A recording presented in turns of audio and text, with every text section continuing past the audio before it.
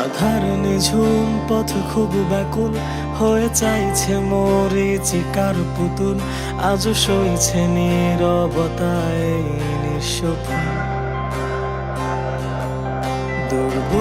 দূর হারানো দুপুর, আনমনে রাত্রে আকাশ যাপন, ভেজা চোখ ধূসর হয়ে চাইছে মিথ্যে সুর। সব আধার